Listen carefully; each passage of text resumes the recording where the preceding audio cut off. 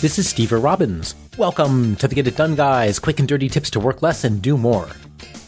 I've been brainwashed, and it's probably cost me the better part of a decade of my life. Seriously, it's entirely possible that you have been brainwashed too. Usually my tips are things that I've tried and can vouch for. Today, you're going to get to hear a tip that's still untried. It's an attempt to unbrainwash myself and not make the same tragic, horrid mistake again. For the last decade, I've been self-employed. Oh, goody, people say when they hear that. You have complete control over your time. You get to take time off and travel the world in your private jet with minions standing by to give you shoulder massages. And every time you lean back, they drizzle chocolate sauce onto your waiting tongue for your enduring pleasure. Alas, that's a slightly mistaken impression.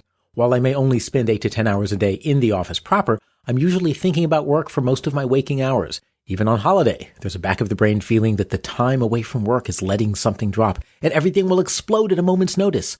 If you count the time and attention that work occupies in my brain, it's probably 12 hours a day, every weekday and most weekends. That's somewhere between 60 and 84 hours every single week. That's one heck of a work ethic, right? Now in corporations, it's different. You actually work 40 to 50 hours a week, and the more hours you work, the more you build up vacation time and sick time and benefits. And then finally you can use a certain number of those days to rest and relax. And therein lies the problem. They say in business school that what gets measured gets managed.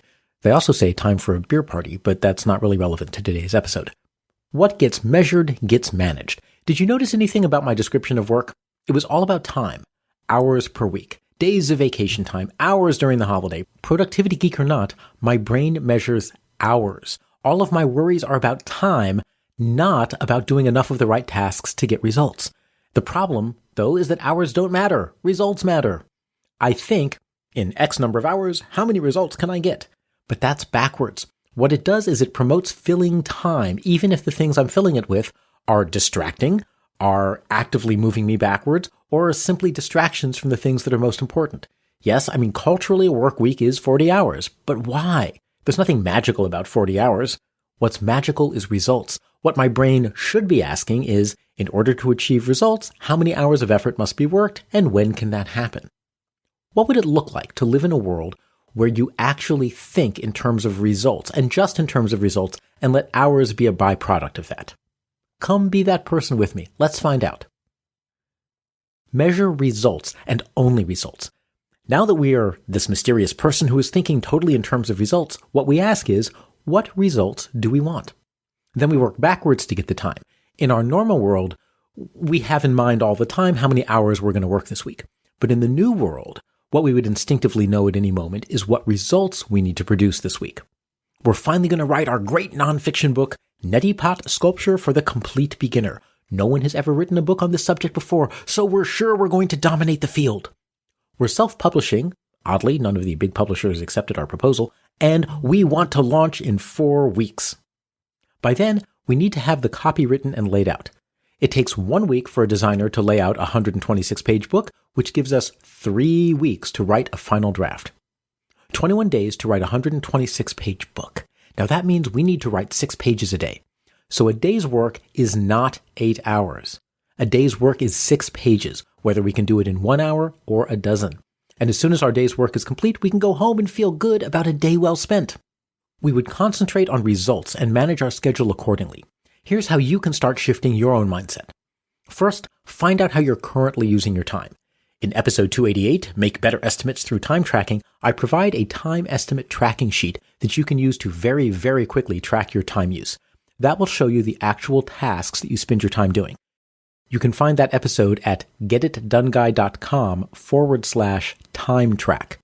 For each task on your list, ask whether it's getting the results that really move you forward. And if not, stop doing that task from here on in.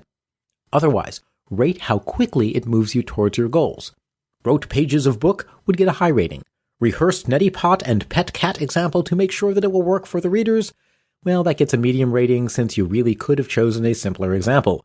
Spent 30 minutes on Facebook to get the name of the restaurant that kicked me out for demonstrating my neti pot and cat example at the dinner table gets a pretty low rating.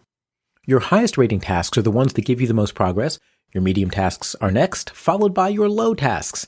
So take out a week calendar and decide how long each day you need to spend on each task in order to get your results when you need them. Just write in the tasks to complete on the days of the week. For example, Write 6 pages, rehearse 1 example, and have assistant look up name of restaurant.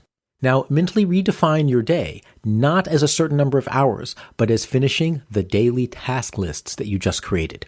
If it turns out that you can't finish each day's tasks in 8 hours, then you're overworked and you are being exploited by your late-stage capitalist oppressors. Very sad. Write a book about it, and if it becomes a bestseller, you can quit that horrible job and hit the lecture circuit.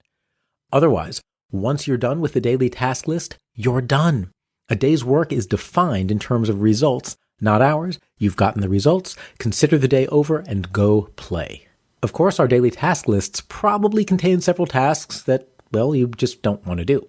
Attack those using speed dating, which is described in episode 149, Speed Date Your Tasks to Build Momentum, at getitdoneguy.com/speeddate. It's a way to rapidly cycle between tasks that you've been procrastinating until you build up the momentum to finish. So the key to today's tip isn't the specific techniques. Tracking your time, filtering your tasks, and then speed dating, those are just the icing on the cake. The cake, which is definitely an Oreo ice cream cake, is learning to think of a day's work in terms of results rather than hours. When you've achieved the day's results, you're done. You can let go. When you're on vacation and thinking about what needs to be done, you already can mentally check off all of the results you've achieved because you're thinking in terms of results. And you will have added the results that are needed in the future to future daily checklists. It's all about results. Yes, results, not hours. I'm going to start working this way, and I will let you know how it goes. With luck, my life will become oriented around results, both professional and personal. And if I define today's work as finishing my Get It Done Guy episode, then I'm done. Bring on the chocolate sauce minions. I'm ready for my drizzle. This is Steve Robbins. Follow Get It Done Guy on Twitter and Facebook. I help people create extraordinary careers. To find out more, visit steverrobbins.com or join my personal mailing list by texting Get It Done to 33444. You'll also get a free copy of my secret book chapter on how to build relationships that help you succeed. Work less, do more, and have a great life.